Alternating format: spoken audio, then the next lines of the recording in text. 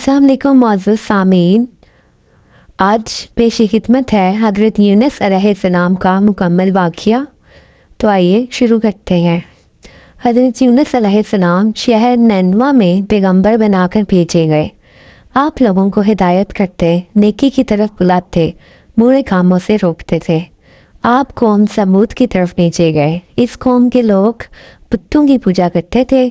जब आप लोगों को हक की तरफ बुलाते और खुदाए वाहिद पर ईमान लाने की तलकीन करते, लेकिन लोग आपकी तालीमात का इनकार करते और हज़रत यूनुस अलैहिस्सलाम से कहते कि हम तेरे खुदा को नहीं मानते। इस पर आप अलैहिस्सलाम फरमाते कि खुदा के अजाब से डरो जो बहुत सख्त अजाब है। लोग आपकी बातें सुनकर आपका मजाक उड़ाते और आपकी राह में रुकावटें खड़ी करते। आपने कौम समूद को राह रास्त पर लाने की बहुत कोशिशें की, लेकिन भटकी हुई कौम पर आपकी नसीहत का कोई असर न हुआ। तो आपको यकीन हो गया कि ये लोग खुदा पर ईमान नहीं लाएंगे। आप मायूस हो गए। मायूसी की हालत में आपने कौम समूद की तबाही व बर्बादी के लिए दुआ की और इस सरजमीन से निकल पड़े। चलते चलते दरियाए फरात के किनारे पहुंचे तो देखा कि एक कश्ती किनारे पर लगी है। लोग इस पर सवार हो रहे हैं। इनकी देखा देखी आप भी इस पर सवार हो गए। जिनेती लोगों से भर चुकी। इसके बाद कश्ती अपनी मंजिल की तरफ रवाना हुई। समंदर पुरसकून था, आसमान भी साफ था। मुसाफिर इत्मीनान से बैठे हुए थे। जब कश्ती बीच समंदर में पहुंची तो देखा कि आसमान पर स्याह बादल उठ रहे हैं। फिर हवाएं चलने लगी। हवा अचानक तूफान की शक्ल इख्तियार कर गई। समंदर में कश्ती डगमगाने लगी। समंदर की लहरें ऊपर नीचे होने लगी। बारिशें भी शुरू हो गईं। तूफान के झटकों और पानी के चपेड़ों से कश्ती के डूबने का अंदेशा पैदा हो गया। कश्ती में बैठे हुए मुसाफिरों में से एक ने कहा कि मालूम होता है कि कश्ती में कोई ऐसा शख्स भी सवार है जिससे कोई बड़ी गलती सरजद हो गई है। जब तक ऐसे शख्स को कश्ती से ना निकाला जाए, कश्ती का सही सलामत रहना महाल है। वो शख्स कौन है ये बताना मुश्किल है जब तक कि वो खुद को पेश ना करे। इस पर हज़रत यूनुस अलैहिस्सलाम खड़े हो गए और कहा कि मैं ही हूँ। गलती सरजद हो गई है, मुझे कश्ती से निकाल दिया जाए, जिससे बड़ी मुसीबत टल सकती है। तमाम मुसाफिर हज़रत यूनुस अलैहिस्सलाम का मुँह तक रहे थे, जिसने खुद ही सबके सामने अपनी गलती का इजहार किया। मुसाफिरों में से एक ने तजवीज़ पेश की कि कूड़ा अंदाजी की जाए। जिसका नाम पर्ची में निकले वही सज़ा का मुस्तहिक होगा। हम इसे कश्ती से निकाल देंगे। चनाचा कूड़ा डाला गया। पर्ची में यूनुस का नाम निकला। इस अमल से लोगों को इत्मीनान नहीं हुआ। फिर कूड़ा डाला गया तो यूनुस का ही नाम निकला। इस तरह ये अमल बार बार दोहराया गया। हर बार यही हुआ।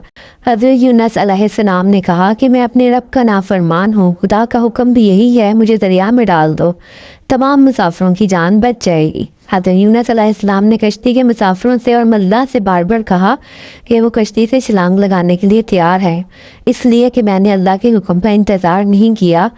आखिरकार कश्ती के मुसाफिरों और मुल्ला ने बात मान ली और हज़रत यूनुस अलैहिस्सलाम को दरिया में फेंक दिया। दरिया में एक मछली हज़रत यूनुस की तरफ बढ़ी और निकल गई।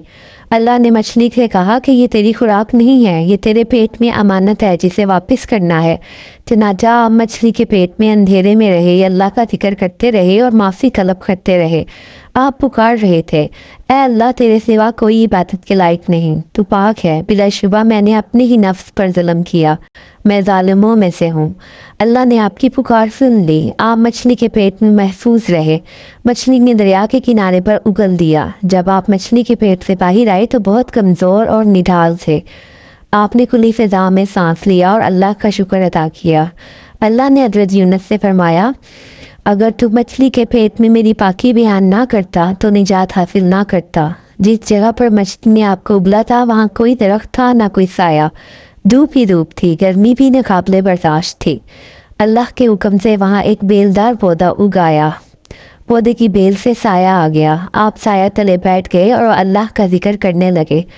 कहा जाता है कि आपके पास एक हिरनी आती थी और अपना दूध पिला जाती थी।